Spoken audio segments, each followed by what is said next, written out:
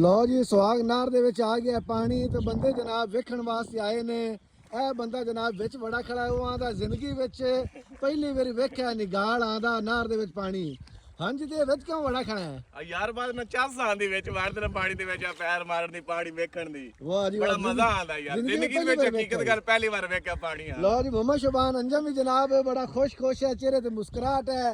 ਮੁਹੰਮਦ ਸ਼ਬਾਨ ਅੰਜਮ ਤੂੰ ਕੇ ਪਰ ਖੁਸ਼ ਹੈ? ਸਾਡਾ ਮਾਲ ਪਿਆਸਾ ਮਰਦਾ ਪਿਆ ਚਲੋ ਪਾਣੀ ਆ ਗਿਆ ਚਲ ਮਾਲ ਖੁਸ਼ ਤਰ੍ਹਾਂ ਹੋਏਗਾ। Very good. ਚੌਕਾ ਮਸਲਾ ਵੈਸੇ ਮਾਲ ਨੂੰ ਵੀ ਹੈ ਕਿਉਂਕਿ ਮਾਲ ਨੂੰ ਖੁੱਲਾ ਪਾਣੀ ਨਹਾਉਣ ਵਾਸਤੇ ਵੀ ਨਹੀਂ ਲੱਭਦਾ ਤੇ ਪੀਵਣ ਵਾਸਤੇ ਵੀ ਨਹੀਂ ਲੱਭਦਾ। ਤੇ ਰਾਣਾ ਉਜ਼ੈਫ ਵੀ ਸਾਡੇ ਨਾਲ ਹੈ ਜਨਾਬ।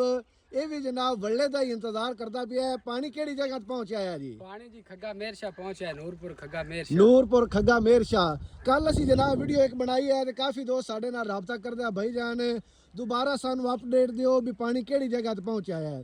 ਭਾਈ ਜਾਨ 26-25 ਘੰਟੇ ਦੇ ਵਿੱਚ 4 ਤੋਂ 5 ਕਿਲੋਮੀਟਰ ਪਾਣੀ ਨੇ ਪੱਧ ਕੀਤਾ ਹੈ।